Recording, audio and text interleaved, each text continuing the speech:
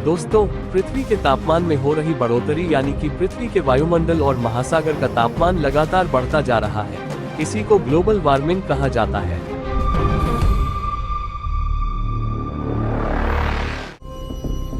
वैश्विक तापमान में वृद्धि से तूफान, बाढ़, जंगल की आग, सूखा और लू के खतरे की आशंका बढ़ जाती है।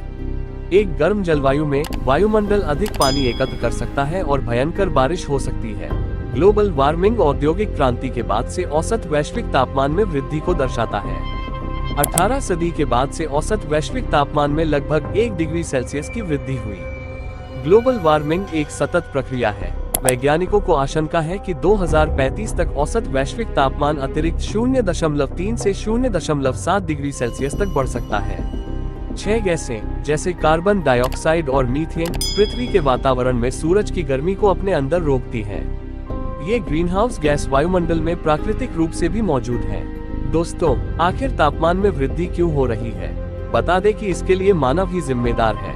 बढ़ते कारखाने, बढ़ते वाहन, इमारतों का बढ़ता जाल, ईंधन का ज्यादा इस्तेमाल, वनों की कटाई, ये ऐसे कारण जिसके कारण तापमान लगातार बढ़ता जा रहा है। पेड़ों को काटने सहित अन्य गतिविधियां भी ग्रीनहाउस गैसों का उत्सर्जन करती हैं।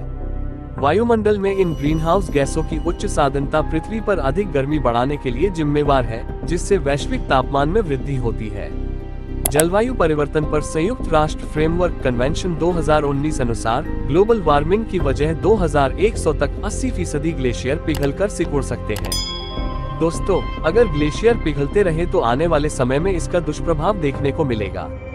ग्रीनलैंड के ग्लेशियर 20वीं सदी की तुलना में 3 गुना तेजी से पिघल रहे हैं।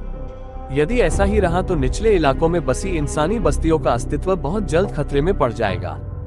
जियोफिजिकल रिसर्च लेटर्स की स्टडी के मुताबिक ग्रीनलैंड के ग्लेशियर के तेजी से पिघलने के कारण समुद्र में जलस्तर बढ़ रहा है और यदि ध्रुवीय प्रदेशों में इसी तरह ग्लेशियर पिघलते रहे तो समुद्र तट वाले कई देश डूबने लगेंगे। अब तक दुनिया के कई हिस्सों में बढ़ते जलस्तर की वजह से इंसानी बस्तियां विस्थापित हुई हैं और लोगों को बेघर होना पड़ा है। आज वैज्ञानिक चेता रहे हैं कि यदि उनके पिघलने की यही रफ्तार रही तो वो दिन दूर नहीं जब 21वीं सदी के अंत तक एशिया और 2035 तक हिमालय के ग्लेशियर विलुप्त हो जाएंगे। उनका नाम केवल किताबों में ही शेष रह जाएगा। वीडियो पसंद आए तो लाइक और शेयर करें। चैनल को सब्सक्राइब करना न भूलें।